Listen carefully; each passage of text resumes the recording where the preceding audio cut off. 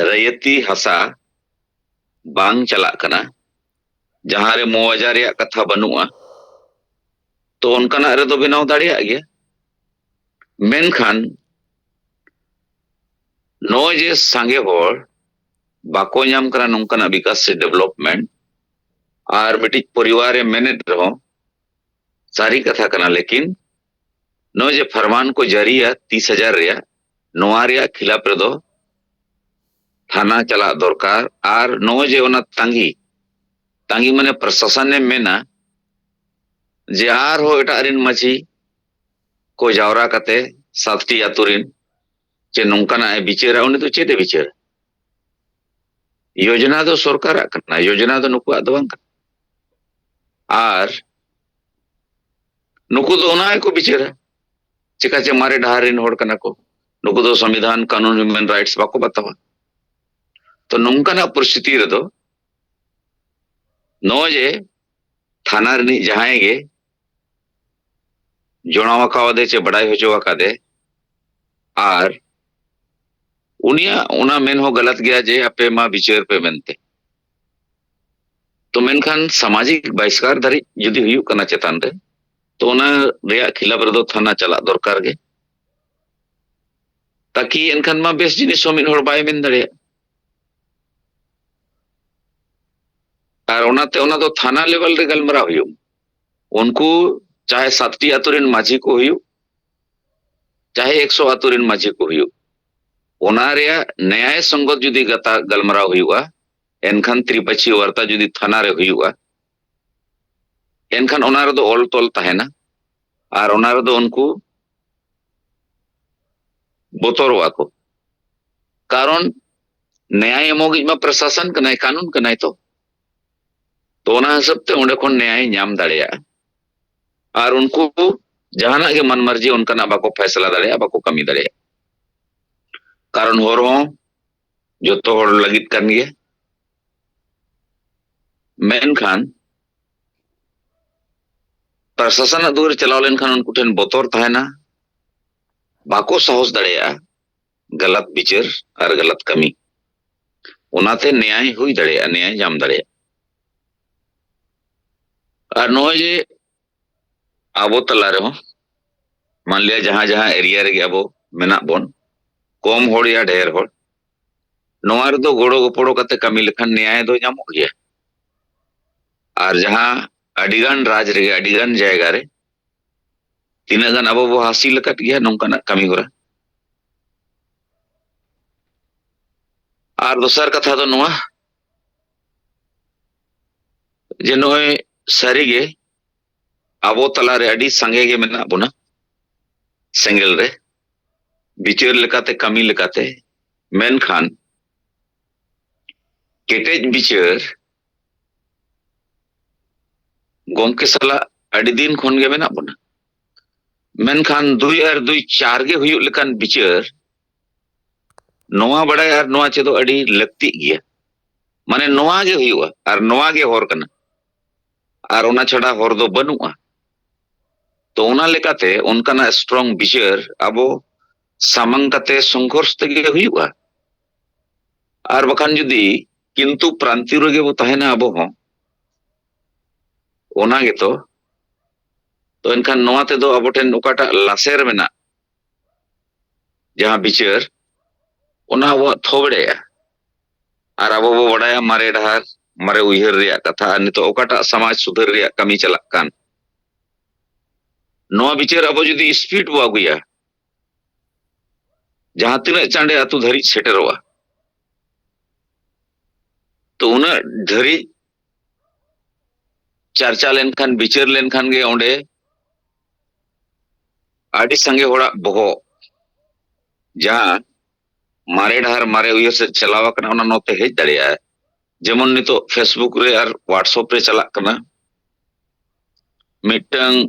जामताड़ा रि सुरेश मुर्मू कोड़ा जहां ड्रामा को हांडी पुरो एमान चेतार खिलाफ चेतार गवर्नर धरी सेटर मेनखान नुकु ड्रामा पार्टी वाला को जहां रे दो प्रेम माडी उनी टोटली आर मिड बार हॉर को चैलेंज या 110% ओकाटा नवा हांडी परवर या कथा नवा दो अड़ी पहल खन चलन मेना नवा दो बांग बगिया आदो ओना रे माने दो नवा कना नुकु दो समाज रे दुलर समाज रे गरोज उनका बनुआ जहां दो हासा भाषा जाति धर्म इज्जत आबादी रोजगार चासबास लेकना मोनेरे माने आम जहां लेका तेगे जीवित तहन में आर आमा लाज आर परिवार लगित गे धरिज गे आमा उयहर दो आर जानवर लेका गुजुक में आर ओकाटा मर्यादा के साथ जीने का अधिकार रे कथा ओना को दो संगे होड़ दो बो हिड़ी का जहां मारे उयहर मारे डहार रे बेना को आदो ओनाते बड़ाई नामो कना जे नुकु जहां तिना गे कलाकार आर आर्टिस्ट को मेना को नुकु विचार हो न्यूत धरा गया चेत होर हुई दड़ेया जहां ते समाज रे ओकाटा बंचाव रे कथा मेना ओना हो बंचा आर ओकाटा समय रे तीन रे नो नेतार दो जेमन हिंदी फिल्म चे एमान तेमाना को हिजुक खान गे मेनखान चला कन गया गोटा दिसम लेकिन नोय जे बॉल एने ड्रामा फुटबॉल एमान तेमाना जहां रे बर्बादी दो आदिवासी कोड़ा और कुड़ी को हुयुक कन गया संगे गे मेनखान नोआ चितार रे आतो ओड़ा रे जहांटा समाज सुधर रे कथा और कमी जुदी हुयुआ गलमराव हुयुआ कारण आतु रे समाज दो मेना तो आतु रे समाज मेना खान आतु रे नोआ गलमराव हुई लेन खान चिकाते नितो दो जहां तिना गे क्लब को मेना जहान क्लब गे नोआ को एखन बर्बाद हो रिया गे समाज सुधर बकराते दो मिटंग हो बनुआ और बाय निल न्यामो तो ओनाते नोआ समय रे अब जहां कथा और विचार को नोय अब वो गोमके लई आबोन कान जे मुसलमान को मस्जिद लगी 2 करोड़ चे कोटी टका को जावरा किया मिद दिन रे ओना रे खिलाफ रे हिंदू को जावरा है ना मोने लग गान मेनखान आदिवासी चे संताड़ को दो धर्म गुजुक कान हासा रेजोक कान इज्जत आबादी रोजगार चासबास को रेजोक कान कोई दुलेड़ बनुआ मारांग बुरु मिद होड़े आखरी जे कान आजा बापत्ति संपत्ति लेका कोई तेतांगे बनुआ संगे होड़ा उनी बंचावे लगे तो उनकान समाज दो भाषा चे साहित्य रे कथा दो ओका कोने बड़ाई नाम दड़े जे नोआ दो भाषा गे सेना मेनते इनकान उनकान होड़ दो उनी दो ऑल चिकी गे सेना और ओनाते 100 सेरमा हुयु या 12 सेरमा हुयु उनी दो ओंडे गे हांबुट को आय और मारांग बुरु आखरीने रहोय रेजो रहोय आसार चे शिबू सोरेन दिसम गुरु को हांबुट काई तो नोंकाना परिस्थिति रे अब समाज अब दिसम दो मेना लेकिन एनो अब विचार अब साहस और अब कमी नोआ लेताड़ ताहेन खान नोंकाना विचार को अब बदल दड़ेया कारण भाषा आवरी अंगोचो मांग हो नोय ऑल चिकी पसनाव रे कमी होरा चला कन गे ताहे मेनखान नोय जे भाषा आंदोलन जखन हेज ना नोआ तलारे संगे होड़ बो जुमित केत को आर बो जितकर ना तो उनका गे नोआ समाज सुधर कमी रहो नोआ हुयुक गया मेनखान अब लगिया पड़ाव रे ताहे हुई अब ना तो नोआ अब बो जितकर दाड़िया गया और नोय जे जहां तला तला रे नोय जो को विरोध बना चाहे सामाजिक बहिष्कार रूपते नोआ दो अब अवसर कना जे अवसर अब को माबन कना समाज सुधर रे कमी रे अब बड़ाया नोआ रे बो जितकर हो गया तो ओना रे नोआ रे केस आको हुयुआ और नोआ पीछे रे संघर्ष करते ओना न्याय बो नाम लेखान गे नितो जेमन नुकु माझी सरकार को जीहो लेना तो नितो पब्लिक को बड़ाया जे नोआ को दो देश दरो लेकान कमी कना और ओनाते सेंगल अभियान ओकाटा कमी और विचार कना नोआ गे ठीक और सही है अदमा निये को कथा मेन कते गे तेहना नोआ इन सेट खन गलमाराव चे विचार द नोडे गिन मुचे दिया मा जोहार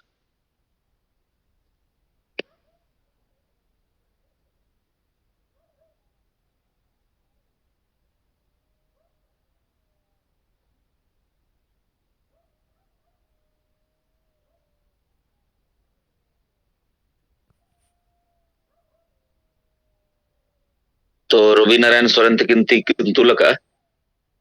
तो माइक खुलो कता किना कथा विचार किन सबंग दड़े रवि नारायण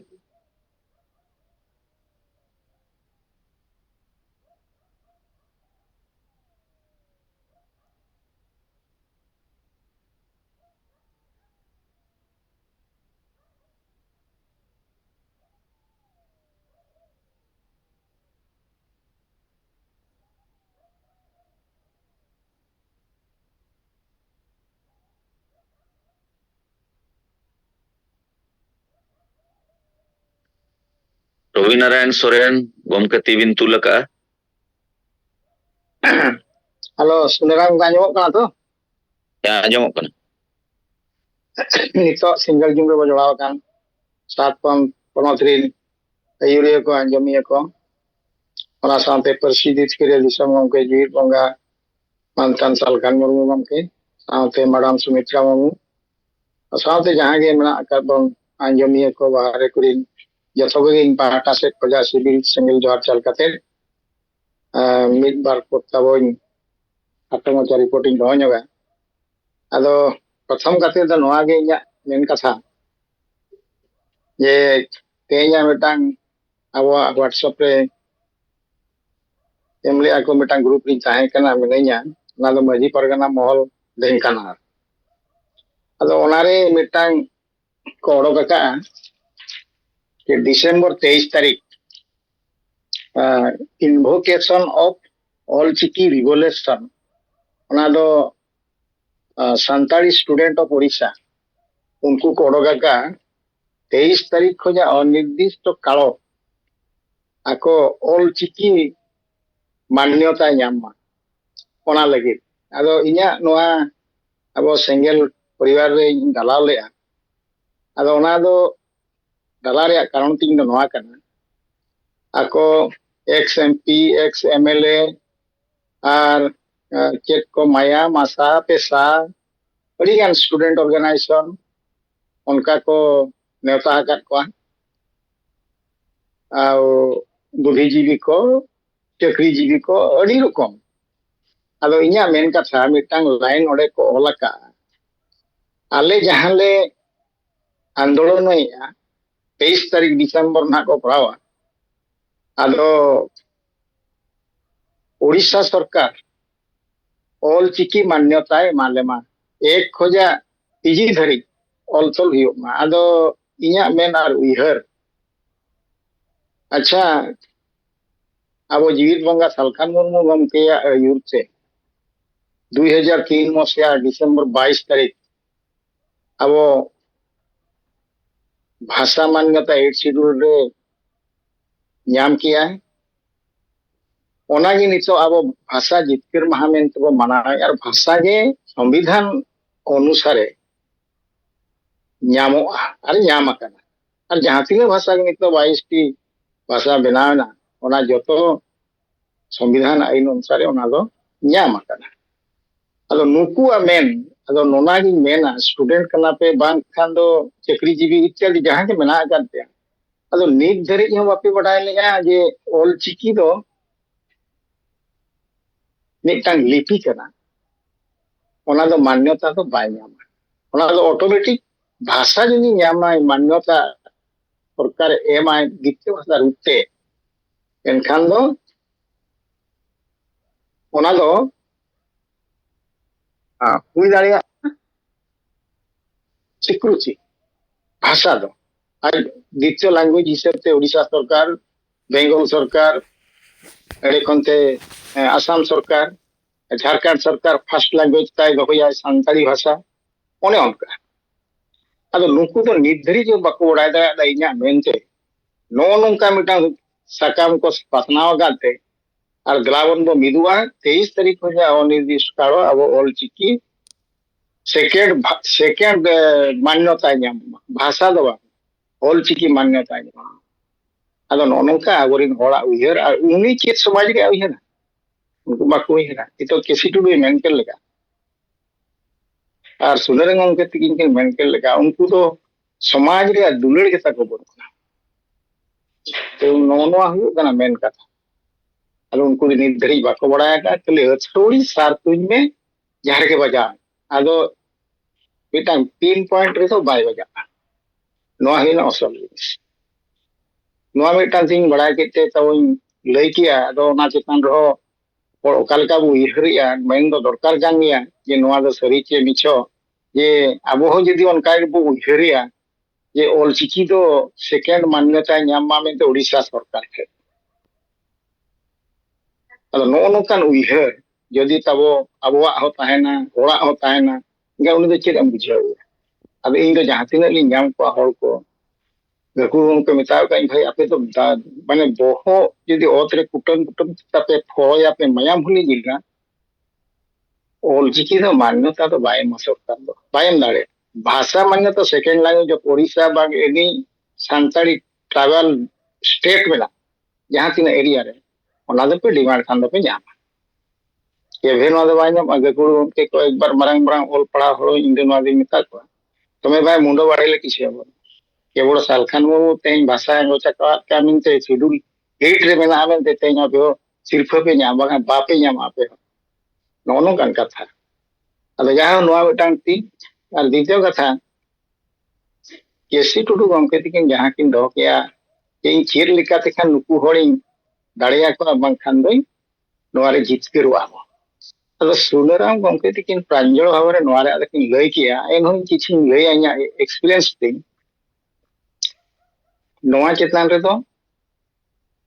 यदि समाज आको 10टी के 12टी मझी दुरुब खाते को बिछेरा नोआ दो बाय फैसला अबिन दिन 10 का बबिन 10 का 10 दो अबिन ठेक गी जो चिकाते आको दो मिटा पॉइंट नोडे को नेल ᱧामा कार को मेना का जहां खातिर तो तेज अबिन 30,000 को डांडो में बिना ओना दो हुई कना मझी दिन अपमान किदे आम दम चिली कना नोआ तुरनिक दो उनको तो बाको बड़ाय जे नोआ तुरनिक दो चिली कना उनको बाको बड़ाय अरे उन्हीं को नागरिक कना सरकार एमका दिया ताहन लगी अधिकार और आजा ता ह्यूमन राइट्स होता मेना ओना हिसाब ते उनी तो ताहन दरिया कदा ताहन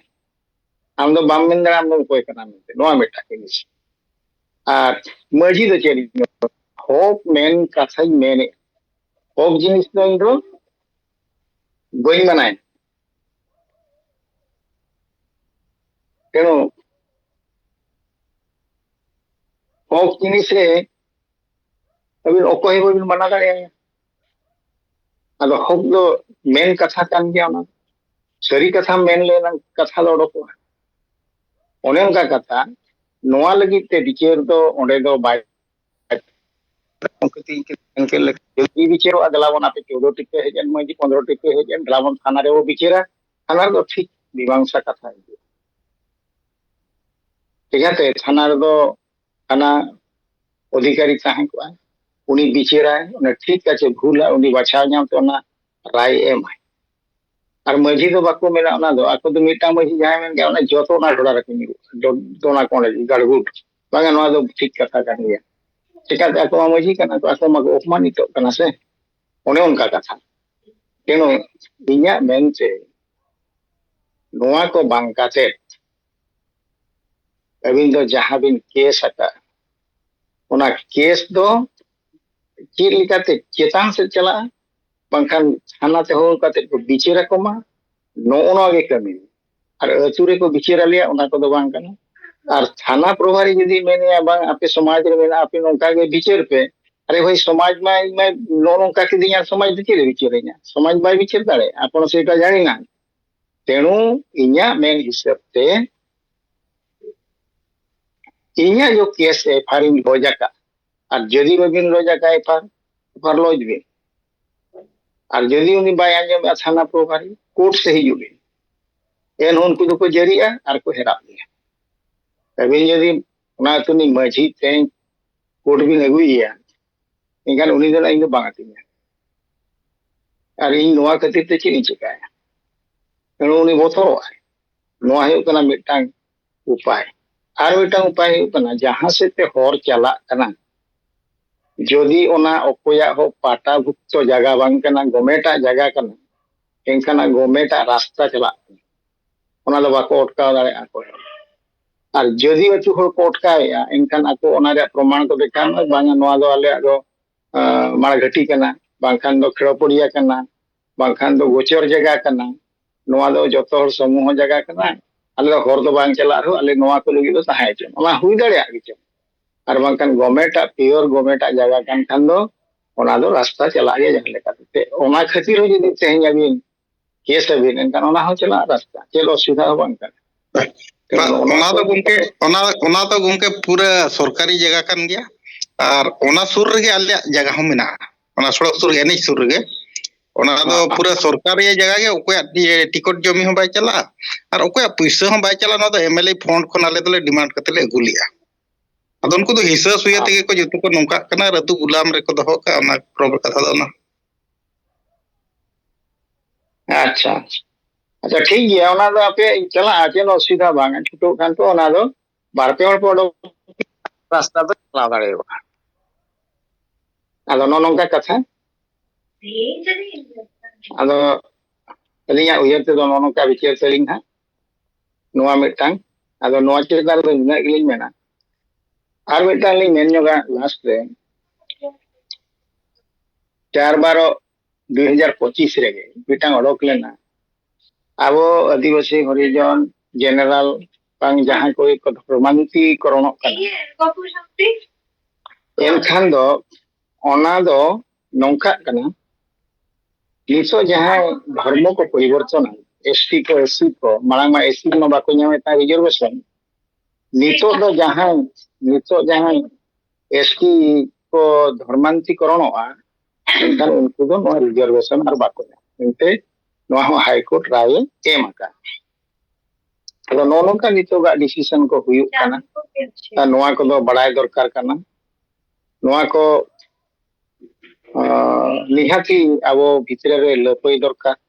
एनखान इया उइहर ते नितो दो नोनोका How to say grill sabotage kana madeshu ki? Yes, sir. अरे गेट आपको जाइसन जैसे ग्रिल मदद औरों के ताऊ गेस्ट आसन तो ग्रिल खोली लेके जाइसन से मॉल कौन आता है अदो नोनोका कथा नोनोका नितो जलुओ कना नोआ को निहाती बड़ाई मा दरकार कान गया अदो नोनोका इदि काते नोआ लिंग लई ᱧᱚᱜ ᱠᱮᱟ ᱛᱟᱵᱚ ᱢᱟᱛᱚ ᱟᱹᱞᱤᱧᱟᱜ ᱵᱤᱪᱟᱹᱨ ᱦᱤᱥᱟᱹᱵ ᱛᱮ ᱱᱚᱝᱠᱟ ᱞᱤᱧ ᱥᱚᱫᱚᱨ ᱠᱮᱟ ᱱᱤᱭᱟᱹ ᱠᱚ ᱢᱮᱱ ᱵᱟᱲᱟ ᱠᱟᱛᱮ ᱜᱮ ᱱᱚᱰᱮ ᱜᱮ ᱠᱟᱛᱷᱟ ᱞᱤᱧ ᱢᱩᱪᱟᱹᱫ ᱜᱮᱭᱟ ᱥᱚᱢᱚᱭ ᱦᱚᱸ ᱛᱟᱵᱚ ᱦᱩᱭ ᱤᱫᱤᱭᱮᱱᱟ ᱢᱟ ᱥᱟᱱᱟᱢ ᱠᱚᱜᱮ ᱫᱚᱲᱟᱛᱮ ᱫᱚᱱᱛᱚ ᱛᱤᱠᱤᱱ ᱥᱟᱶᱛᱮ ᱢᱟᱰᱟᱢ ᱛᱤᱠᱤᱱ ᱥᱟᱶᱛᱮ ᱡᱚᱛᱚ ᱠᱚᱜᱮ ᱯᱟᱦᱴᱟ ᱥᱮᱫ ᱠᱷᱚᱱᱟᱜ ᱡᱚᱦᱟᱨ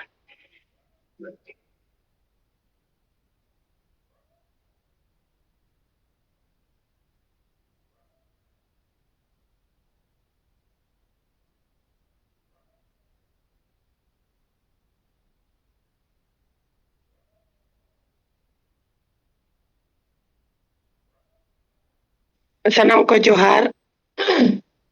ar mid dho thodang rod nyuga ar nito jahan leka ol chiki manyota reya Ravi babu tikin kin lay keda to ol chiki manyota nᱚᱣᱟ ᱫᱚ ᱟᱹᱰᱤ ᱫᱤᱱ ᱠᱷᱚᱡ ᱜᱮᱠᱚ ᱮᱦᱚᱵ ᱟᱠᱟᱜᱼᱟ ᱡᱟᱦᱟᱸᱭ ᱚᱞᱪᱤᱠᱤ ᱠᱚ ᱪᱮᱫᱚᱜ ᱠᱟᱱᱟ ᱱᱚᱣᱟ ᱫᱚ ᱢᱮᱱ ᱜᱟᱱᱚᱜᱼᱟ ᱚᱞᱪᱤᱠᱤ ᱪᱮᱪᱮᱫ ᱠᱚᱫᱚ ᱮᱠᱫᱚᱢ नुकु काडा गुपी वाला डंगरी गुपी वाला हो मेरम गुपी वाला हो मिथो डॉक्टर इंजीनियर उनको एक थो मितो नवा स्टूडेंट मिथो महिला को अनवा मना अडी लेकना मन अडी लेकाते नवा दो मिटी चेद लेका माने मिटी जिनिस चेद लगिन आदो ओना रे आदो कोनो इये बनुआ माने चेक किया मितो दो ओलपणा गान किया मितो दो नवा परिबु मान्यता लगे नवा तिना हाबिज चलावा करना नवा ते चेत चेत को ᱧᱟᱢ दाड़ेया चेत बन ᱧᱟᱢ दाड़ेया ओना रे तुले पहले दो बनुआ ऑलचिकी चेत के माने नवा दो पूरा चैंपियन है ना माने इन दो सर्वे सर्वा जत्रा पे लेकिन नोए जे उना अहम इदी कते गे नवा नोकाना को दो अडी लिकना ओडको कना कि आले हो माने बाले तायमा अडे अडे लहारा मेना ले आले ऑलचिकी ले चेदा का तो नो जे ना मेंटालिटी रिया को मिटी स्टेट मेना भाषा हो बांग दरकार आले दो ऑलचिकी के मान्यता दरकार माने भाषा दो नितो दो गोमके आयुरते अबो बो चैंपियन किया इने का नय जे भाषा विकास की भाषा सेकंड लैंग्वेज बनामा फर्स्ट लैंग्वेज बनामा राजभाषा बनामा संताली भाषा ते और पढ़ाओ मैट्रिक अभी हुई मा नवा को दाबी दो नुको दो ना तो कोई गुरुत्व दो बा कोई मा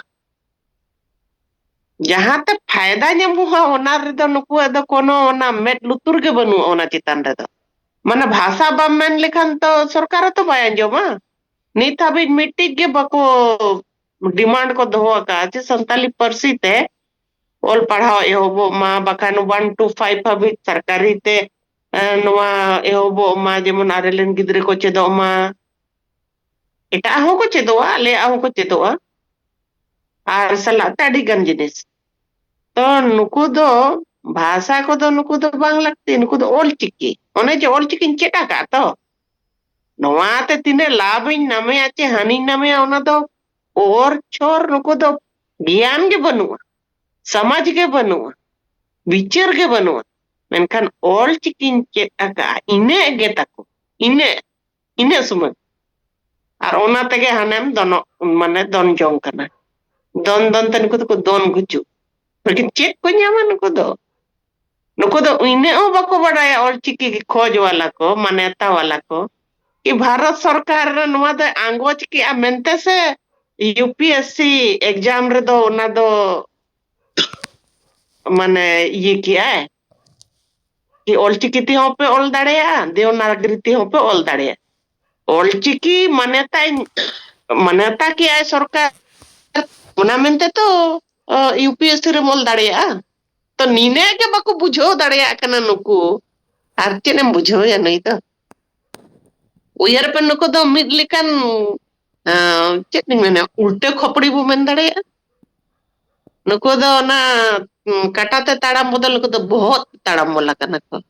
आर उनी तो चेनम सोजेया ओना मन तो उनको पीछे रे दा अडी दो माने नवा दो इंदी मैंने डिस्कस डिबेट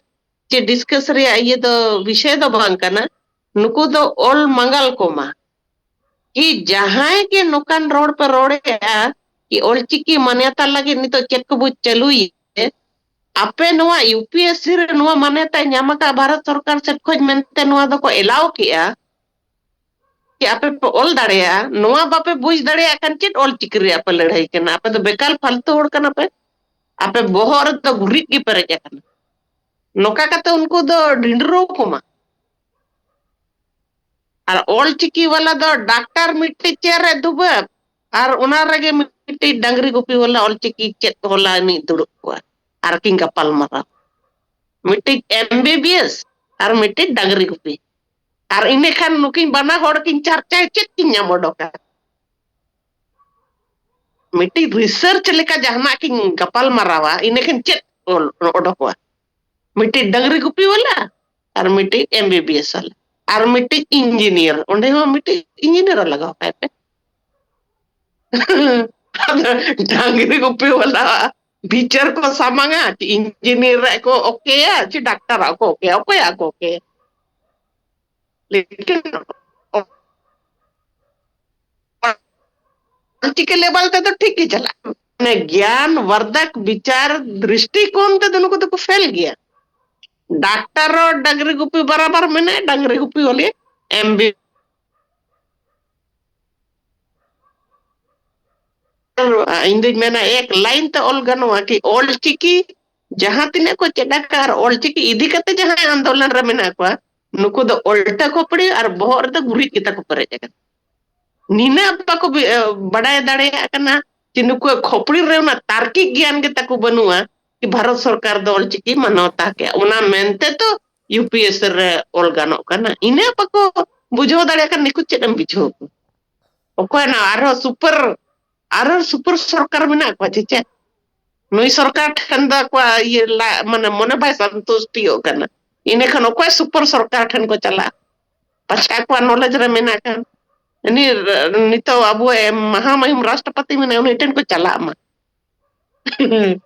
हर को मेता म नवा यूपीएससी को ते दो बाला संतुष्ट कना चेच्चो मीटिंग मेडल एमो में आसे का nyutum te पाछे उना को nyam का चेक भू मेना होय अदा नवा रे चेक पे मेने आ इन दो नोका गिन मेने आ आर नवा दो अंजम का दे वाडी माने चेदम मेना नुकु ठीक है मा सनम को जोहार तो नासेना नोआ चेतान रे इन मेना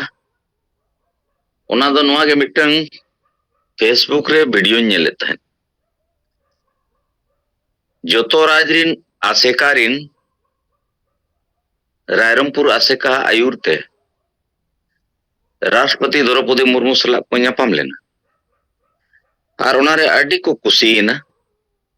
कारण द्रौपदी मुर्मू सराव के को आरे मेताओ कना अडे पे अडी ठीक कमी रे मेना पे आर इन सेट खन जहां गे गड़ो हुई दड़ेया गड़ो पे ᱧामा अदो नो वीडियो तो तेहंगी ᱧाम ले लेकिन तीसा कना उना बइन मेन दड़ेया कना अदो नोते राइटर को द्रौपदी सला को ᱧᱟᱯᱟᱢ कना नाते लघुबुरु घंटा बाड़ी हो राष्ट्रपति सला को ᱧᱟᱯᱟᱢ कना आसेका वाला हो राष्ट्रपति सला को ᱧᱟᱯᱟᱢ कना मेनखान नितो धारी नुकुआ बड़ाई और बुझो गे बनुआ आबो चेत बो ᱧाम कना आदो नुकु दो राष्ट्रपति सला फोटो खींचे को चला कना आर नो जिल जम पेड़ा लेका को चला कना मेनखान नो जे आबो नुना मरांग सारना धर्म कोड जाति जुड़ू चे भारत जकात रे नुना मरांग संताल समाज या आदिवासी समाज बखराते जेमन ओका राज रहो नितो धरी मेन गनवा नो आबो संताली भाषा ते ओल पढ़ा बांग बियु कना आर बंगाल को हुई बड़ा करा एड़े मेनखान झारखंड रे संताली राजभाषा बनाओ मरंग बुरु जैन को कब्जा रे मेनाय नोआ बखराते राष्ट्रपति हस्तक्षेप उंडे जे मरंग बुरु दो आजी हो कना आर बंखान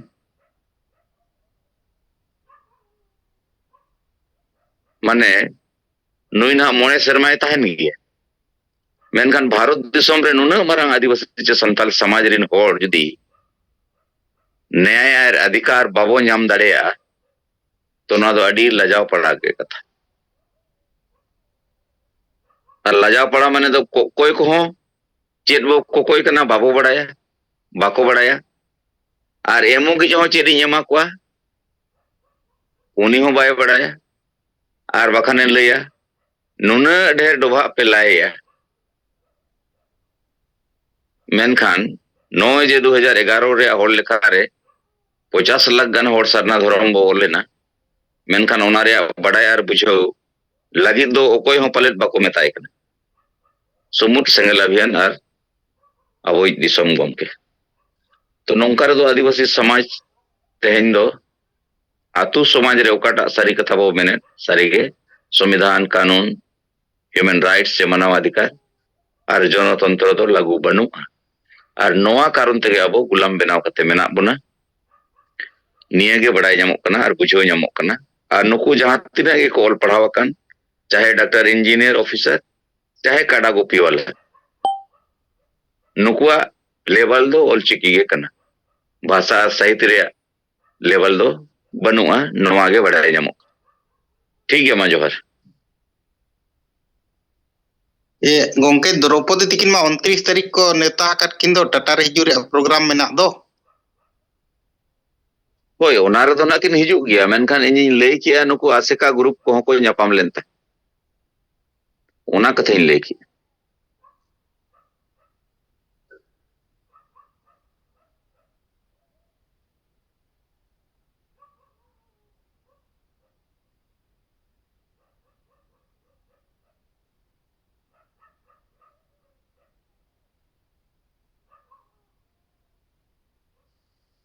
अच्छा मिट्टी नितो जहाँ राइटर्स को और आसेका वाला को जहाँ को प्रोग्राम है करना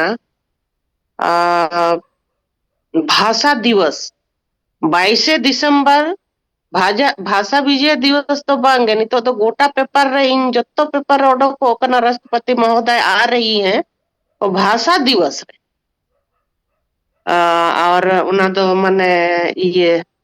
समापन समारोह रे आज दो हिजुआ लेकिन 22 तारीख 21 तारीख को के नुको प्रोग्राम दो एहोबो कना लेकिन 22 तारीख का दिन दो को स्थापित कना